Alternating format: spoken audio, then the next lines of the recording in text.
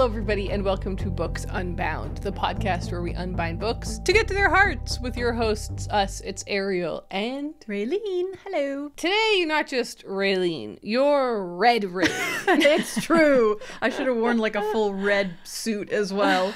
But it's actually kind of funny that I just re-dyed my hair and it's red now instead of orange or peachy. Like I finally departed from the peach. But I actually don't like the color red in general. I only like it when it's on my hair. Or my lips, apparently. But I actually kind of hate the color red, so I don't own any red clothing. Hate is a strong word. I really don't like it. I don't like For someone who just dyed her hair red. I don't know, there's something about it that just like doesn't vibe with me, but it looks cool on my head, so I'm okay with It does that. look cool on your head. Thanks. I was excited when you logged onto this phone call. Like, it just looks really punchy again. Yeah, vibrant. it's been a while since it really punched you in the face. You know, it's been really pale lately. It's been fading. I mean, mine is gone. The color's gone again. And it just looks, what's the word? Bad? Sad. Just gonna go ahead and tuck that back there. Yeah, but we don't need to know it's there. We don't need to know. We dyed our hair on March 1st. Right? That's true. Oh my gosh. Right? It's almost 3 months. To April to May to June. So it's almost been exactly 3 months. Maybe let's do a little recap on how we're feeling about the journey. Because I've been enjoying it a lot more than I feared. I was scared when we actually got to it that like I was going to hate it. And I was like, kind of regretting it, and the whole thing was giving me like fear instead of joy. Yeah. And then I walked out of the hair salon, and also that's obviously a huge part of it. Like I went to a really great hairstylist who did a really great job. But like I walked out of there and I was like, hold on, this is kind of awesome. And the dyeing of it every few weeks, while admittedly laborious because it does fade faster than I'm used to, and I'm not doing a good job of like doing the things you're supposed to do to make it last longer, like showering in cold water or washing only your hair in cold water, or et cetera, or like just washing it less. Like I'm kind of just living my life as I was before, but hoping the color stays, which is unfair. So it is like a little extra work, but it's actually just been so much fun. I'm really glad that we did it, and it's also been fun to do it with you. I agree. But yeah, how are you feeling about it? Yeah, I'm the exact same. Like I was nervous leading up to it just because every time I told someone that I was dyeing my hair peach, they were kind of like, what? Like, that's so funny. Peach? Like they were just like very confused about the color choice. But then when it came out, they were like, oh, like everybody was like, oh, I see, like that. Like a lot of people were just imagining like a very pale peach kind of color, like actual peach. And so a lot of people were nervous about it. It was making me nervous. And also I wasn't sure how I was going to dye it until I got there. Like I was expecting to have like an ombre. And so I was like, how is that going to look? Like, is it going to be super weird? And I'm glad that we went the direction we did, each of us, like you said, when we first got it done. Like, we got totally different hair dye situations, but ones that suit us both very well, I think. I think you're right. I've always been a hair dye girl. I've been dyeing my hair since I was a young teenager. So like I really like the upkeep. It's like a fun thing for me to do. Like it's kind of therapeutic, and it's like time that I can just spend with myself and an audiobook or whatever, and just kind of do my thing. So I really enjoy it, and I already have plans for what color I'm going to do next. So I definitely plan to keep it up for a while. So I don't know how long.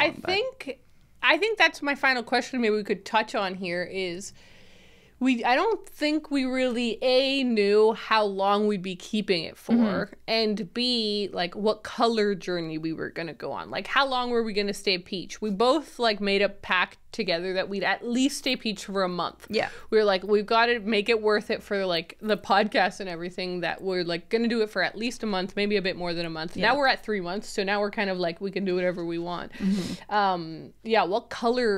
What color direction do you want to just stay peach for the rest of time? What are you feeling? Well, I obviously have already gone red now, so this is, I mean, it'll fade to still kind of a peachy zone, I think. It'll be like a light red, whatever. That might look really cool. So if I really end up liking it, maybe I'll keep it for a while, but I definitely want to go purple soon too. Like I'm kind of going through the colors to get myself closer to purple. That's kind of the way it works. You don't want to go straight from like orange to purple because it might not take very well. But I think that's as far as I'll take it. I think I'll take it to purple, which will maybe then become more of a lavender, more of a light kind of situation, more of a pastel situation instead of all this vibrancy that I've been doing. So I think I'll try that. And then after that, I might just go back to normal, or maybe, I don't know. Ooh. I think I'll still keep some kind of color situation going because it really, I do really like it. And I think that I need to have a little bit of pizzazz in my hair because I don't really have pizzazz in my wardrobe and my personal style so much. Like I'm more of a plain clothes, crazy hair kind of person. And now that I've seen that like I can have slightly crazy hair and not like get in trouble for it at work and like people aren't looking at me funny and stuff, because that was also my big worry. I work in an office, I work at a law firm, so I was like, I need to be professional, but and nobody seems to care. So I feel like I can get away with having slightly funky hair, and that's just like part of my vibe now. So yeah, I'm excited. That's awesome. I think it's funny. We did not plan to do a hair update.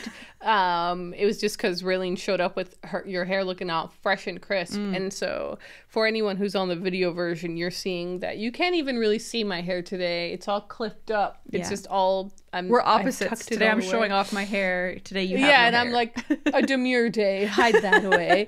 But like one thing that has been interesting, and I knew this would happen...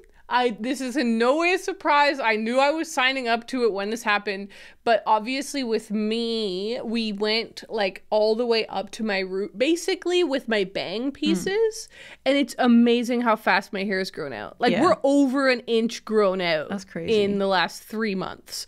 It's like not reaching where it was. My hair like hasn't grown at all. So isn't that weird? So part of me is a little bit like, do I want to retouch these little bangy bits so that they kind of get all the way to the top again or not? I've got to think about that. But interesting. Color-wise for me, I'm really enjoying the orange. So like the reason I wanted to do peach originally was because a long, long time ago, I dyed my hair pink and then it faded to a peach that was really lovely. This time, I've been dyeing my hair pink and it's fading to a peach, but I'm enjoying the orange tones more. So last time that I dyed it, was it the last time? Yeah, the last time that I dyed it, I made it like orange. It was like not even ginger, not even auburn, not even like a nice orange. It was just like this punky color orange. I think it was called like flaming orange. Like it was just like Cheeto. Yeah, I have flaming hot Cheeto hair right now. That's exactly what mine is for anybody who can't see. Okay, yeah, you're right. But yeah, so I just like made my hair orange and I enjoyed it. I really enjoyed it. Yeah. So I'm kind of thinking of playing around more with the orange tones and seeing how that goes. I'm not sure where I'll go next, but I do need to re-dye it. This can kind of transition. Well, maybe it's not a good transition yet, but we'll talk about this later. A little hint, a little foreshadowing for my Anne of Green Gables trip to PEI that's coming up next week. I don't know. Next week? Oh my gosh. Literally so it'll be happening when this comes out. Almost, yeah. When this comes out, like a couple days later, I'll be heading to PEI. Crazy. I can't believe it's happening so fast, but I'm kind of like excited that I'll make my hair orange for that because it's Anne of Green Gables. Like, so true. Are you just gonna wear your hair in braids the entire time? I kind of think maybe I have to. Yeah, like I'm not above that. I want to lean in. I think that's so cute. So sick. That is awesome. Are you excited? Have you been to PEI? I can't remember if this is like your first time going. I'm so excited. I have been to PEI. I was 13 or 14. I think it was the summer between grade 8 and grade 9. And my family went on a classic road trip. My parents rented an RV. Oh my gosh. And which is like incredible. I'm so glad that my parents did this because it was just so iconic. So they rented an RV and we were living in Ontario at the time. And my dad is from Nova Scotia and grew up like coming here in the summers when his family was older. Like they moved to Ontario, and so he like had all these favorite summer spots that he wanted to show us.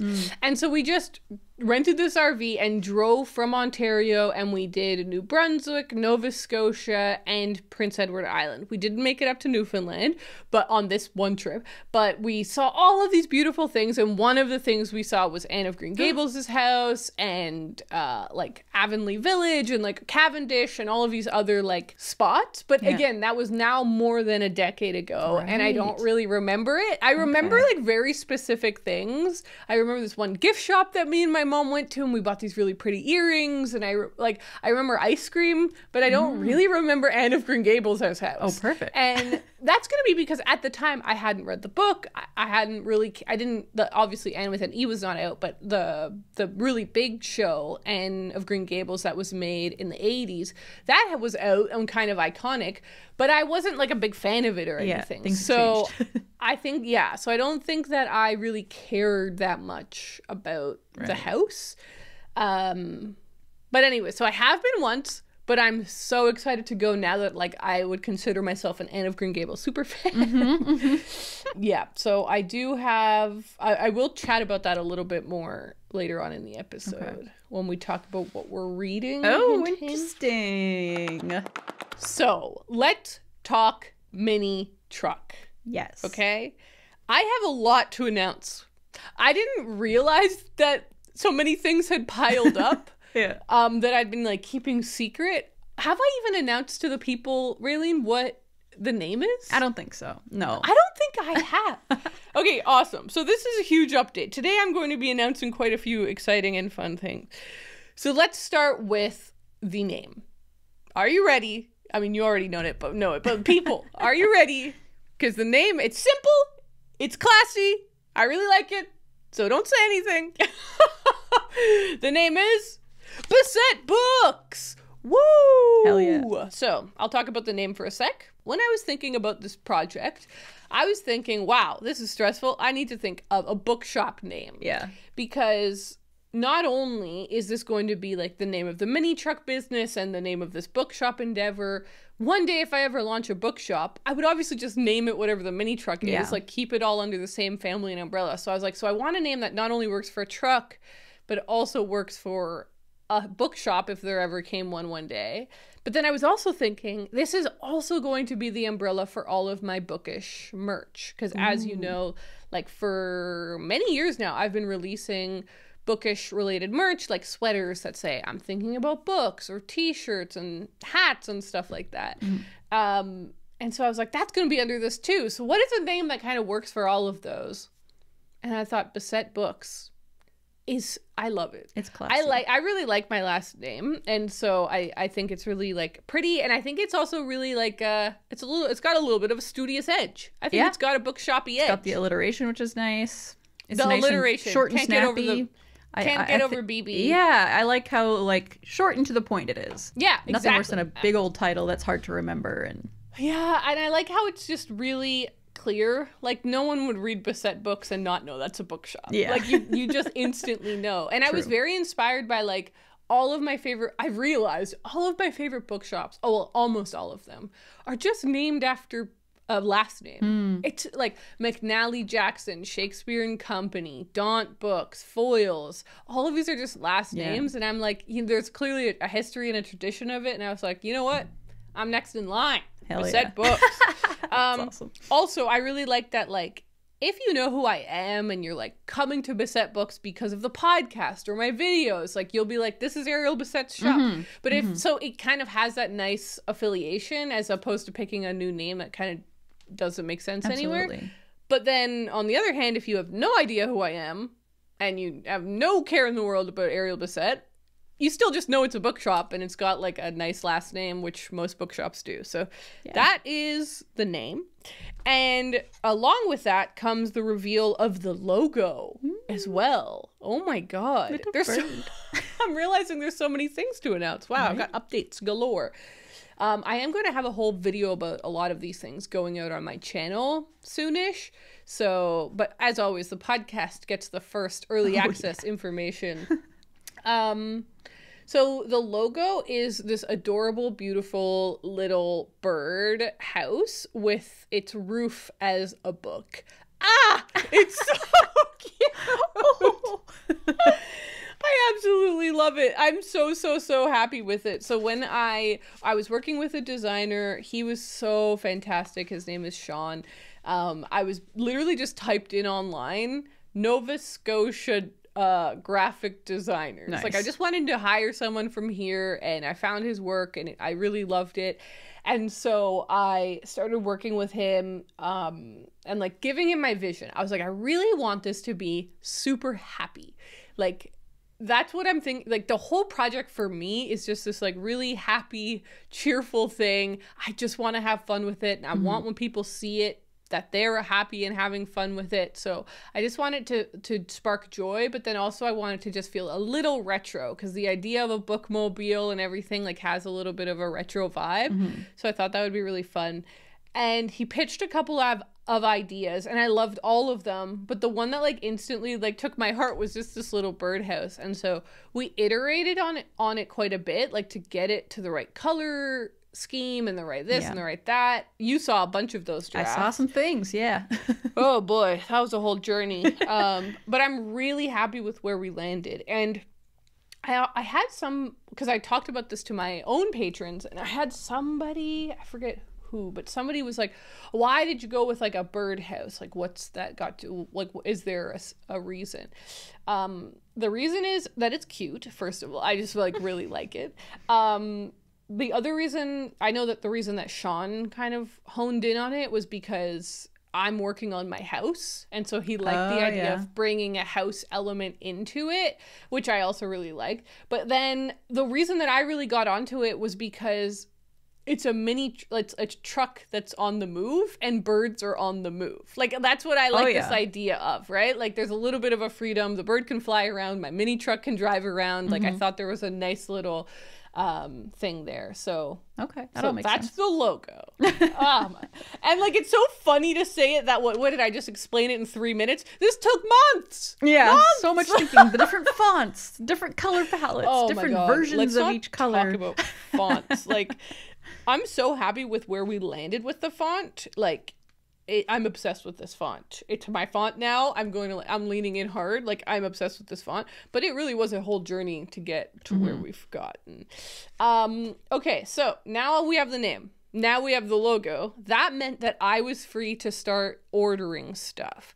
And my designer, like, he designed the logo and the word mark and a couple versions of the logo. Like, for example, like on the back of this bookmark, you can kind of see, but don't worry, you'll be seeing this all over the place, guys. If you're just listening to the audio version, you can see like there's just an outline version of it that's just one color, but it's all just iterations of the same logo.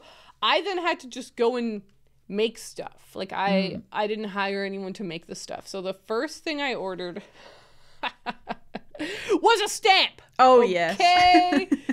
I ordered a stamp because basically I wanted this as kind of a little prize after all the work that we'd gone through to make the logo, and it was finally ready and the branding was done. I was like, now my reward is this incredible stamp.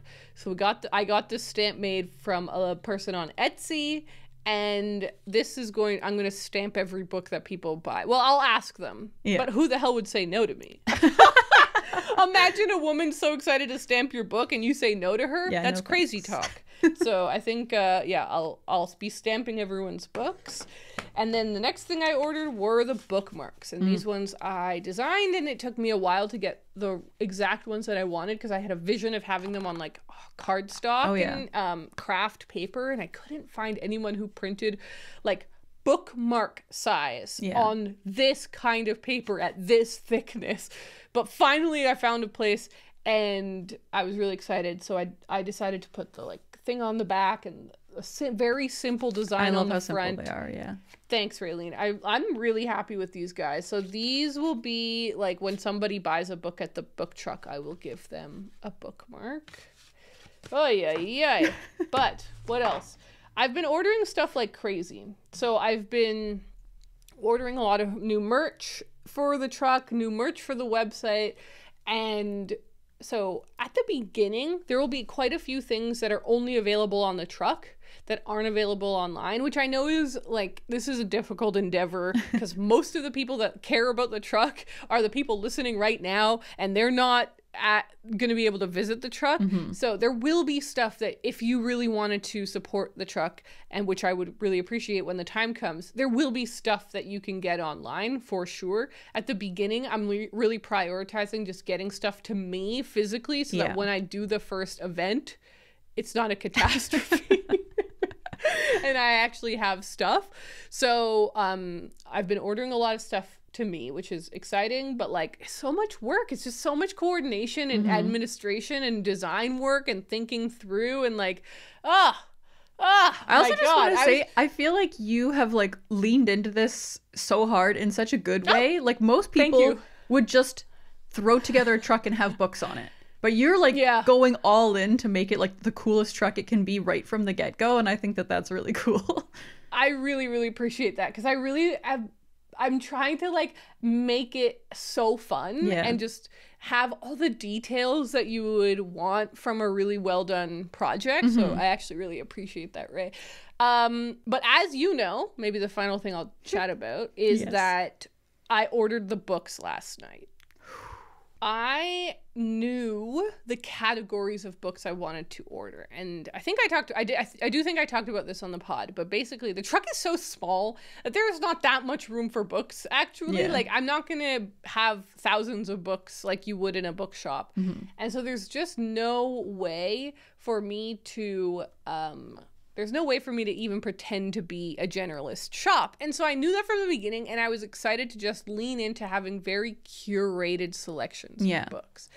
And so I started putting together lists. And as you guys know, like one of the lists that's really fun is Raeleen's list, which is books my best friend thinks you should read. Yes. So that will be an official shelf on the truck, which people will walk up and they'll say, your best friend picked these? And I'll say, yep, she loves those books. But specifically, I think all of you should read them. Yeah, I love that so much. So I had put together a lot of these lists, and I knew that what I wanted the lists to be, and I had probably like at least 5-ish books on each list, but it wasn't enough, and I had been putting off doing this task because it just seemed kind of gargantuan in front of me to like list dozens of books and stuff. I was like, oh, this is stressful. So then Raeleen and I were playing Stardew Valley last week, and I started talking to her about the book truck because it's kind of the main thing that's been taking up my life right now.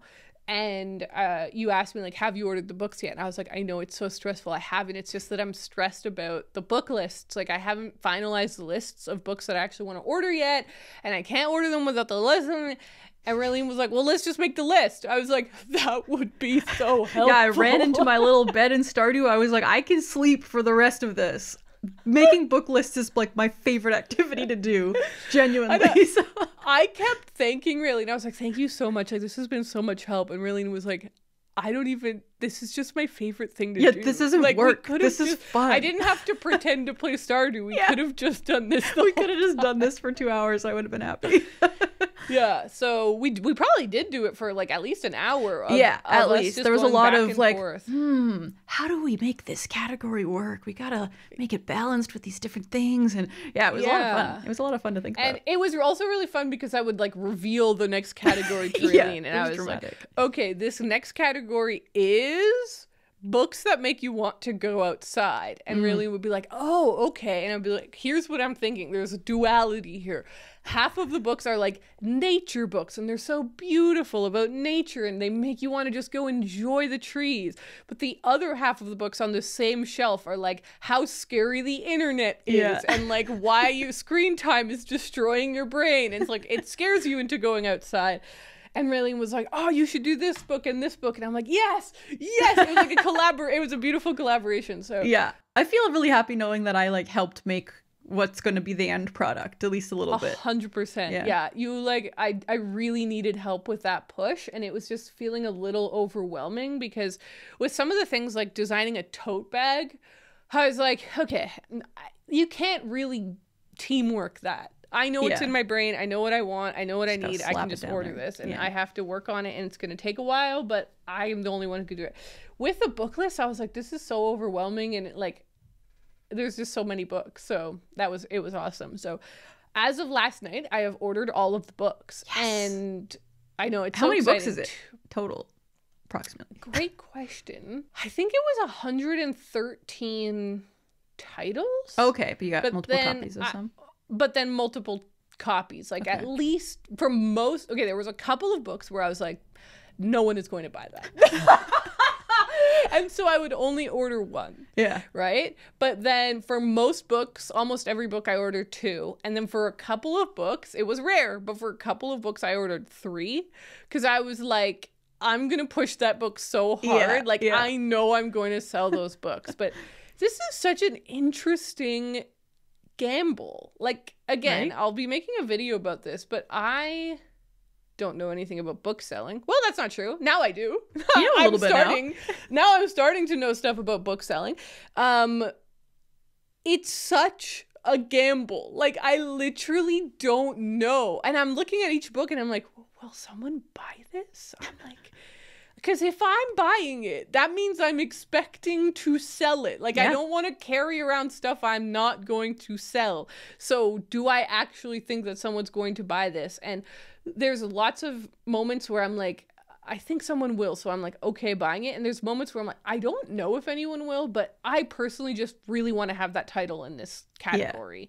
And even if it took me a month and nobody bought it, but eventually one person was like interested in it, then it would have been worth it. And I'd be glad I had it on there. It's also hard not like knowing who your audience is necessarily. I know. Like, Like when I worked at a bookstore, I knew like, okay, like, you know, 60% of the people who come in here are old men who want like this specific type of book. But then there's like this population of millennials and like who will want the types of books that I like want. And so it was always, the kind of gamble of like, how many of like me books do I want to order in? Because like we might not necessarily sell all of them because there's so many like old men around here who aren't going to want to read Know My Name by Chanel Miller, you know? So not that I had read it back then, but that's just my example. Totally. But it's tough because you don't know who's going to be showing up to your truck. You don't know. I don't know who's going to come to the truck. I don't know, like, are they going to be readers in the sense that like they're really down to find something new and spend some time looking at shelves, or are they going to be like super casual people who just want to come up and like buy a book they've heard of? And that was a big thing because I'm like, wow, so many of my books are so niche where I'm like, have you read this ghost book from the 5 years ago? What about the Blue Castle? No, it's not Anne of Green Gables. It's a different book by this author. Never heard of. Okay, I will say I've ordered like 6 copies of Anne of Green Gables with a bunch of different covers, and so there's a lot of joy going on. It was fun. Let's not get tripped up here. It was awesome. Ordering hundreds of books was awesome. It's the best. I miss doing that. It was very exciting, and like it did give a similar thrill to me buying books for myself, but in a new and intriguing way, where I was like, what books do I want to like spread to the world? Totally. Do you know what I mean? Like, literally, it was so interesting. That's me. Every time I go thrifting, I'll see books and I'm like, oh, if only I still worked in a bookstore. Like I could have bought those for the bookstore. Because like that's such a perfect title, but I don't know anybody who's like, none of my friends would want this. They already have it, whatever. But I'm like, oh, I want to buy it so badly, but I have no one to give it to. And that's, but now you have that opportunity. That's really cool. With great power comes great responsibility. Exactly. But I had a lot of fun, and basically I've now ordered my like starting stock. There's a lot of questions up in the air. For example, is it enough? Is it too much? I have no idea. And I haven't built the shelves on the book truck yet. So I don't even know how many books fit on the truck. Right. Necessarily. Yeah, I'm really intrigued about that. But I do definitely feel like I have enough books to do my first pop-up. Yeah. And that's the important goal, is to just be, can I now show up to an event and function? Yes. Definitely. Like I have enough stuff that I can function as a bookshop. So that is really all that I wanted to start off with, because I can always order more books. Like that is no problem. So there's a lot going on. The final thing I wanted to announce, big announcement. No, the final thing I wanted to announce was that the Instagram for Beset Books, the website for Beset Books, and the newsletter for Beset Books are all officially up and running. So, we're online. Very good. We're live. This is obviously necessary so that you guys know where the truck is going to be and where you can get the merch, and if there's any new merch launches, and if there's any new like things like that. Like that's all going to be through those 3 channels. So the website has the information that you need about where I'm going to be and any other frequently asked questions and stuff like that. And a link to the stuff that you can buy online. Nice. The Instagram is being run by Olivia of Stories for Coffee, who I'm obsessed with. She's so brilliant. I've been taking a bunch of photos, and like the first few photos that are on the Beset Books page or Instagram, I took, and I like set up the account, but she's now going to help me run it, which is awesome because she's really great at like she's a professional social media manager. So she's going to do a really great job and make sure that I can put my focus on the truck. And I know that like lots of people are on Instagram, so obviously that it's important that we're there a little bit. But I know that there's people like me who are not on Instagram, and that's why I have a newsletter. So the newsletter will just be really small emails that are like, announcing we're going to be doing this event. Announcing we have a new item. That's really smart. So basically, so basically just like, I have found it really helpful when I got invited to a birthday party and it was through email. And I was like, this is the best thing that's ever happened to me. I love that so much because I don't have to like, I don't know. There's no other action. It's just straight information. And I'm like, awesome. I now know. And if I want to refer to it later, I just type in the thing and I've got all the info there. I don't have to be digging around. Where did this get posted? It's like very convenient. Yeah, that's great. So please, for the love of God, go follow. Yes, will do. I will do that. Go follow the account, sign up for the newsletter, check out the website. The website's definitely a work in progress. There is only our first event is live. I guess I should announce that as well. Our first event is on June 23rd. I'll tell you more about that next week. But once I get my... We don't want to think about it right now. I've got more things to do before I'm really thinking about that. But yeah, it's ready. It's live. I'm nervous. I'm excited. I'm scared. Okay, I have 2 questions for you to wrap this up. Cool. First up, when are you starting to put the shelves on it? And do you have what you need to do that? And wait, follow-up question to that. Do you know what color you're going to be painting the truck yet? God, these are the best questions. I don't know what color I'm painting the truck yet. I'm currently between beige. Ooh, because you know, like when you see like a vintage, like cream colored car, I think that can look so beautiful. Yeah, definitely. And then with decals on it of the logo and stuff, I feel like it would be very clear and easy to read. Yes. So that's kind of where I'm leaning, but I'm also loving the idea of a blue, like a cute, happy blue and a miniature truck. I think would be really adorable. Yeah, because they're usually white. Like usually when you see a mini truck, they're white. So it would be kind of cool to depart from that and do something that's kind of like the opposite of that a little bit. Exactly, do something kind of more bright and colorful. But I kind of like the idea. You know what? I think I've decided. Whoa, live on the pod. I think I'm gonna do the beige. I'm really liking the idea of the beige because I think it will look classy, but also the back of the truck is going to be wood with the shelves and everything. That's true. And there's going to be elements there that I think are painted, so that will have color and stuff. That's true. Also, I think it'll match your like bookmarks and stuff in a different kind of way. Like it's all kind of neutral with colorful logo. I love that. Yeah, I think you're okay. It's done. It's happening. Done. I'm going to come back next week and be like, I painted it blue. It's purple now. Beige didn't work. Yeah, so I haven't really decided on the color. Do I have everything that I need for the shelves? I have what I need. I haven't built them yet. And like I said, Anne of Green Gables trip is next week. So basically it won't be until I get back from that trip. Then I'll have 2 weeks to get everything ready. Whew. Tiny scream. Well, that's awesome. Okay, my final question was, and this is going to be controversial. Oh. Will you be adding your book truck to your Every Bookshop in Nova Scotia website? I'm so glad you asked. Does it count as a bookshop?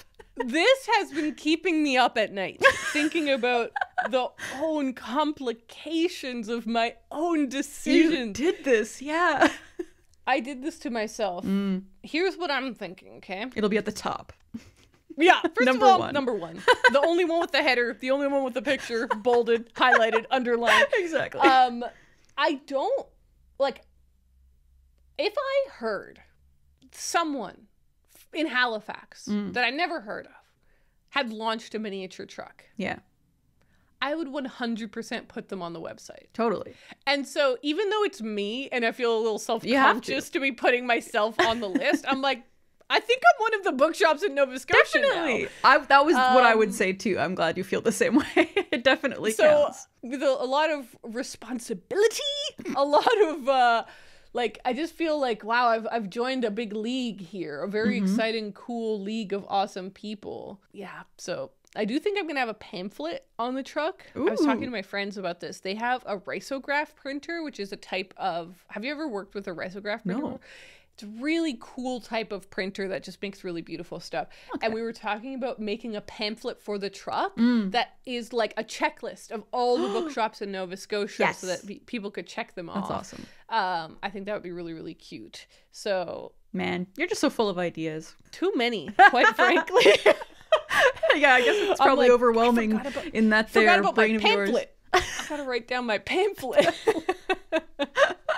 It'll be so cool, though. People will have so much fun visiting your truck. I'm really excited. I think it's going to be really fun. It's getting close to it. And, I mean, when this episode launches, wow, it'll be June. And I'll be launching in June. So it'll be mere weeks away. Yeah. All right. Good luck, buddy. All right. Thanks, man. That was a big truck update, but I'm glad we got to do it. Let's shift over and talk about some books. All right, Raeleen, how about you start us off? What have you been reading? What have you read? What do you want to read? I don't know. Just take us on a journey. Who knows what I'm going to say? Well, this is going to be potentially shocking, but I finished 2 books this past week. Whoa! Actually, I finished 2 books yesterday specifically. I squeezed them in just for this. So first off, I will start with the first book I finished, which is The 3-Body Problem by Cixin Liu, translated by Ken Liu. Cixin Liu is a computer engineer and science fiction writer from Beijing, China. He is a 9-time winner of China's Galaxy Award and has also received the 2015 Hugo Award for his novel The 3-Body Problem, as well as the 2017 Locus Award for Death's End, which is the 3rd and final book in the trilogy. The Chinese video platform Tencent Video released a series based on The 3-Body Problem in January 2023, and an English language adaptation was released by Netflix in March of 2024. I finally finished it. I kind of powered through this book over the past few days because it was getting really juicy. So I kind of was in that point where you're like, I just can't stop. And it was so good. Ariel, like, it was so good. It's been a while since I've read a sci-fi book that really connected with me. Like, often I find sci-fi either like goes over my head or like I'm just not really that interested in it. It's not like a big enough idea. And this book is like the juiciest idea. It's so interesting and big, and I actually want to read the rest of the series, which most of the time, by the time I finish the first book in a trilogy, I'm like, snooze, who cares? Like, I don't need to know more. Because usually the first book is like the most interesting, this is all that's going to happen. But the way this book sets everything up, it's like, oh, there's so much happening. Like, it sets up basically like a few 100-year story like that is in the making. And so I don't want to say too much because I don't want to spoil it for people who don't know, but it's very like philosophical and very sciencey. Like, it is kind of similarly to like The Martian, where there's like a lot of science and a lot of math being thrown at you, and some of it did kind of go over my head, but I just let it wash over my head. It didn't need to be in there. Like, it's not important to the story to like understand all of the science, but it's very grand in scope. It takes you like outside of Earth and the universe, and it's all just very interesting. And comparing it to the show, which is something I wanted to talk about a little bit as well, because I did watch the show before reading this. The show is much more character focused, and there's a lot of characters that they made up for the show, or like they took one character from the book that they turned into like 2 or 3 different characters in the TV show, which is very interesting. It's just a different vibe. With the book, I personally didn't really care about the characters at all. It was mostly just about like what was happening. The whole scenario was what was really interesting. So that's one key difference that I think is like good, and I understand why they did it for a show, because obviously when you're watching a TV show you want to care about the characters. So I do like that they did that. They also introduced a whole like more international side of things. Like in the book, the whole thing is set in China, everything is focused in China, but in the show a lot of the characters are in the UK, and the whole thing is pretty much set in the UK, but there is still like the China element is still there, and that's where like the whole story starts and kind of comes from. So it is kind of different, but I really liked both as, you know, separate things for what they are. And yeah, like I said, so excited to read the next couple of books. So now I need to get my hands on those. So yes, I'm happy to have like a new favorite. Success. Yeah, a big success. But while I was reading that, just like over the past week while like getting ready in the morning, I was like, you know what? I should listen to an audiobook. It's been a while since I listened to an audiobook and just kind of had that going in the background. So I picked completely the randomest book, like, while reading that, and that is Everything I Know About Love by Dolly Alderton. Dolly Alderton is a British journalist, author, and podcaster. Her first book, Everything I Know About Love, was published in 2018 and was shortlisted for the National Book Award in the autobiography category. She also presented the podcast Love Stories in conjunction with her memoir, interviewing a number of guests including Stanley Tucci, Ruth Jones, and Marian Keyes. She has also authored 2 novels, Ghosts and Good Material. So yeah, this was kind of a random one. This is a book that I've been eyeballing on my shelf for a little while because it's... Okay, wait. I feel like that counts as a mashed potato book. You think? I feel like you've had that. Yeah, I feel like you've been wanting to read that for quite a while. I think that's like, true. Yeah, over a year. You know what?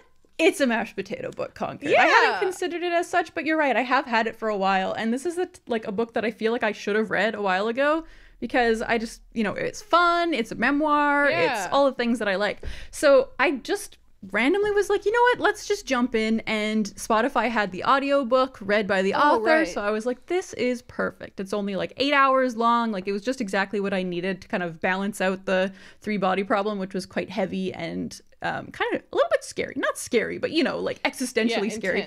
And so I was like, okay, let's read something a little more fun. And so I listened to this on audiobook, and it was a lot of fun. At the very beginning, I was like overwhelmed by how much she reminds me of Georgia Nicholson and her friends. Like, Georgia Nicholson is a fictional character, but Dolly Alderton at the beginning is like, the beginning of the book is everything I knew about love as a teenager. And so she kind of goes through her teenage phase, and it's just like her and her best gal pals like trying to get boyfriends and like doing crazy hijinks and stuff, like just being silly, and it reminded me of Georgia Nicholson so much. So I highly recommend this for anybody who also loved Georgia Nicholson as a teenager, because it has the same vibe and she has that same energy, but she is like in her 30s, and so this is her like reflecting on her teenage years, her early 20s, mid 20s, up until now when she's 30. And it was interesting. It was a fun book. I didn't like love it, but I did really enjoy it. There were some like random recipes throughout, and like she had these like fake emails that I don't really understand what the purpose was. Like, it was like a person sending out emails to her friends, but they weren't her. Like, it was just a character. It was really weird. So those bits kind of took me out, and I do wish that it had been just straight memoir, because I really loved the memoir parts. Like, she is very vulnerable and like talks about really difficult things. Like, she had an eating disorder when she was a teenager, or like in her early 20s, and so she talks about that quite extensively.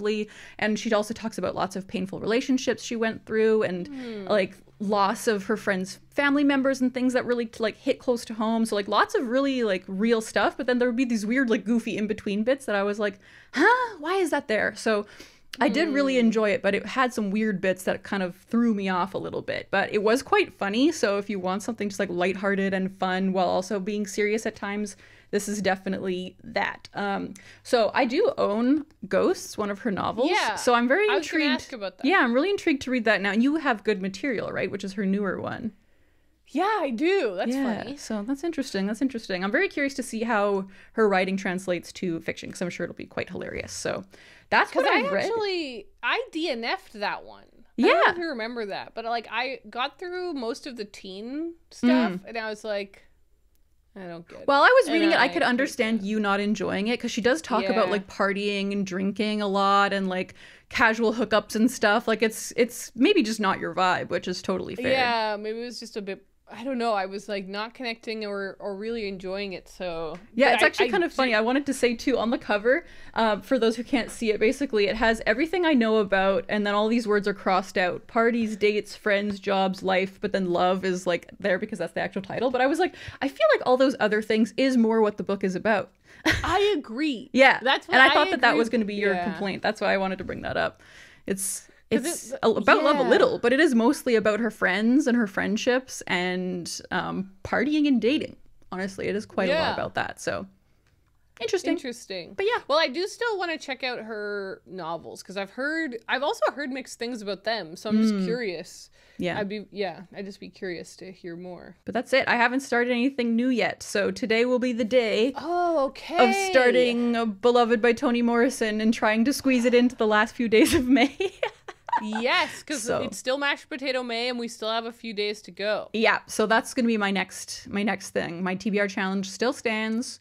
and I will be making a reading vlog for that for the patrons. So that will be coming soon, but I haven't started yet. All right, well, I will shift over and talk about the book that I finished, which was It's a Good Life If You Don't Weaken by Seth. Seth lives in Guelph, Ontario with his wife Tanya and their 2 cats in an old house he has named Inkwell's End.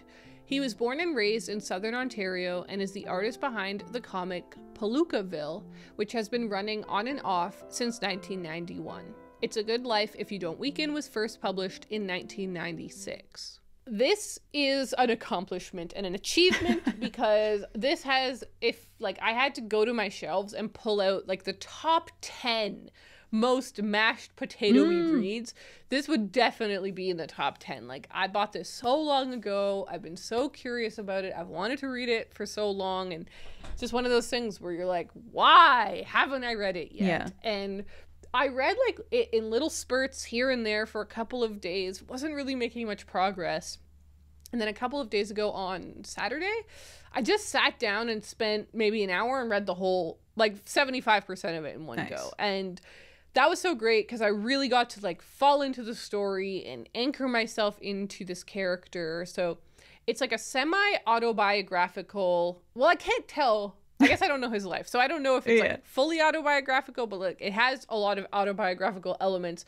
The main character is Seth. Okay. So it's him there in this world, and the world is Southern Ontario. Like, and that was really fun because I would see him walking around Toronto, or I would see him on the trains going to these little southern towns, and I was just like, I feel you, brother. I've been where you've Southern been. Ontario. I have been where you have been. It was very Canadian, which I really liked. Yeah. I always, when I'm reading a Canadian book, remember how much I love reading a Canadian book. Like, you really are like, yes, we do have a culture here, and it's like weird, but there's something going on here. So I thought that element was really cool. I really love his illustration style. So he's collaborated with Lemony Snicket on stuff, and with, do you know that series that came out with after the those ones with the really like crazy covers that are all very, he did those. Oh, that makes a lot of sense. Okay. He's collaborated on a bunch of other stuff. Like, he is a very much of a giant in the world of cartooning. This novella has such a niche concept. Like, basically, Seth is getting into cartooning, loves cartoons, and finds this random drawing of one random cartoonist from like the 30s. Okay. Named Kahlo. Kalo. And he's like, wow, I'd love to find more comics by this guy. He's so cool. That's the whole book. He's just looking for more cartoons. And in between it, he's like depressed, and he's walking with his friend and talking about how much he hates change, and talking about how much the world depresses him, and then he'll find another comic in it. He's like, hey, I found another Kahlo. Anyways, I'm really depressed. And then he'll keep walking, and then he's like, you know what? I think I'm going to try and find Kahlo. And so he's like trying to find information at the library. And at the library, he runs into a woman, and he dates her for a while, and then it ends in disaster. He's like, damn, I hate life. I'm really depressed. And like, that's the book is like this very, it's like a trudge. It's just a dreary walk in the snow. This man just plowing forward, even though he's kind of miserable, but he's like, maybe I love misery. Like, I don't know, man. I'm just going to keep on trudging. Yeah. It felt very Lynchian. Like, I feel like if you love David Lynch and if you love Twin Peaks, you would maybe like this. Okay. It doesn't have any of the supernatural stuff, that like kind of haunting thing that Lynch stuff has. I'm specifically thinking of Twin Peaks, but like the main Seth is so much like Agent Dale Cooper, but like the depressed version. Just like moping around. Oh, look at that tree. Like it was interesting. So I actually really enjoyed it. I would not give it like a 5 out of 5. When I finished it, I made a face at Connor, and he was like 4 to 5, and I was like, how did you know? He's like, you just had that 4 to 5 fit in the face. And I was like, that's kind of spooky. That is kind of spooky. I don't know anyone who's ever been able to do that. I hadn't even said anything yet. And he was like, 4 to 5. I was like, That's hilarious. Oh my God. But yeah, it was a 4 to 5. And I would definitely read more by Seth. I was looking at him up, and he's got some newer ones out that I think would be cool to check out. And in some of the reviews of this one, a lot of people were like, you can kind of tell that this is like a debut, and that I can't wait to see what he has coming next. And again, this is from 96. So he's had another almost 30 years to, I don't know, to really hone in. And I'd love to read more. But I will then transition to what I'm reading.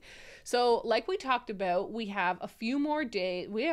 Well, let's count today. 1, 2, 3, 4, 5. We still have 5 days of May left. So I think that dreams can happen. Okay. And my dream is The Complete Persepolis. Yes. This has been one of my, again, if I were to go and name the top 10 most mashed potato books, this would be one of them. So I would love to read this and finish it this week and feel like I really did mashed potato. Because if I read both of these, I'd be like, wow, those were 2 books I've so been meaning to read for years and years and years. And I've carried around the country with me. This would be awesome. So I have a feeling I'm going to really love this. I know it's like just one of the most acclaimed graphic novels ever. So I'm really excited about that one. But then I'm probably going to have to give up on my Mermaid May fish and chips dreams. It happens. It just wasn't in the cards this month. I barely read any mashed potato books, so we're in the same boat. I can't emphasize enough how much truck stuff went down this month. Like, it's just been very truck forward and work forward. Big news, my door is done. My front door is finished. Oh, thank God. That was another huge thing. Like, at the end, it was kind of like the wheels were flying off the truck at the end. Do you know what I mean? Like, he finally finished, and he was like, okay, the final thing I have to do is like the window panes. Okay. And he starts like the window panes in the transom window. He installed 9 out of the 12 of them. He's like, oh my God, the last 3 glasses don't fit. And I was like, what do you mean? He's like, the glass is too big. I was like, so now what? He's like, and I'm like, should I do it? He's like, well, you know how. You did a great job on the other ones. And I was like, all right, I guess I'm doing it. Like, it was just like, fine. So I did have to install 3 panes myself. Like, I actually did do a lot of work on that door as well. Wow, that's crazy. But which was great because I learned a lot of stuff. But it was just like this month went in many different directions than one would have expected. But yeah, so what I'm thinking though is, have I talked yet on the pod, Raeleen, about being a beach bum again this year? Not recently, no, not since last year. All right, well, I've already been to the beach twice this year. Ooh. And it's only May 27th. And my goal, I think, would be to go like once a week. I think if I went to the beach once a week at least, I would consider myself a beach bum. How great would it be to spend the summer at the beach reading mermaid books? That's true. Beach bum summer. So mermaid summer. Exactly. So I'm not giving up on the mermaid books. They didn't work out in May. I wasn't feeling the vibes, I guess. I was just like, there were so many things going on. Yeah, that's so fair. I think I'm going to revisit them in the summertime. But what I am going to be reading next, and I was alluding to this earlier, is Anne of Green Gables. Yay! Because I still have, it's a week, 7, 8, 9, 10, 11. I think I have 10 or 11 days before the Anne of Green Gables pilgrimage. And this is exactly the perfect time to reread this book and feel really fresh for when I go on that whole adventure. So I'll talk about the adventure more next week, and then when I get back from the trip, of course, I'll share all sorts. But I really wanted to reread the book beforehand, so this is going to be my other top priority this week for sure. Very nice. All right, so that's kind of what I've been reading and what I'm going to read, but I hear you have a haul. Just a little one. Just a little one. So the first thing I got is a book that I ordered a few weeks ago after you mentioned it on the podcast, and that is Walking in the Woods. Go back to nature with the Japanese way of Shinrin-yoku, which is the book about forest bathing that you kind of talked about a little bit. And I said I wanted to buy it and buy a couple of copies for my 2 close friends, and I did do that as well. I haven't given them to them yet because I haven't seen them since I got them in the mail, but I now have this, and I'm hoping that we will do it for a book club, because we just read the 3 Three Body Problem as our book club. And I'm like, maybe we should read a cute little forest book after. Like, that would be nice. And this will be like quick in comparison to the Three Body Problem. So I got that, which is really exciting. I tried to find that one for the truck. Ooh. I couldn't find anywhere that stopped. Yeah, I had to order it from the UK, so that was the only way I was able to get it. So maybe it's not published over here or something. I don't think it is. Yeah, I had to get it from Blackwell's. So if anybody else wants it, Blackwell's is the place to go. And then the second book I got was one that I had requested from Penguin Random House a few months ago. Oh, yeah. And I just got it in the mail. It comes out on June 6th. So when this episode comes out, it's just about to come out. And that is Blessings by Chukwubuka Ibe. And this one sounds so good. So actually I received an email from Penguin like shouting this book out, and I was like, wait, I need this book. So it's about a young man in Nigeria, and he is gay, and his parents I think walk in on him with a boy, and he gets in big trouble and gets sent to a boarding school. So I was like, tick, tick. Those are two very interesting things for me. I love that. And so it's about him. I think most of the book is set at this boarding school and just like what happens there. And I'm so intrigued by all of that. Like, I don't need to know more. Sign me up. It's got like comparisons to the movie Moonlight, which I really, really love. So yeah, that's it. That's all I have to say. So excited for this one. Like, trying to resist starting it next. I have so many other books I need to read first, but I'm like, ooh, I want to read it. So I'm really excited about that. I do feel a little bit about that. Like, one of the books that's tapping on my shoulder is Long Island by Colm Tobin, which I'm like, I do really want to read. I know, this keeps happening to me. I keep having to like look back at my little shelf that has all of my 24 and 24 TBR books on there. I'm like, you want to read these this year. You have to read these this year. Like, you just need to do it. But it's so hard not to get distracted by new shiny things. It's so tough. Okay, everyone.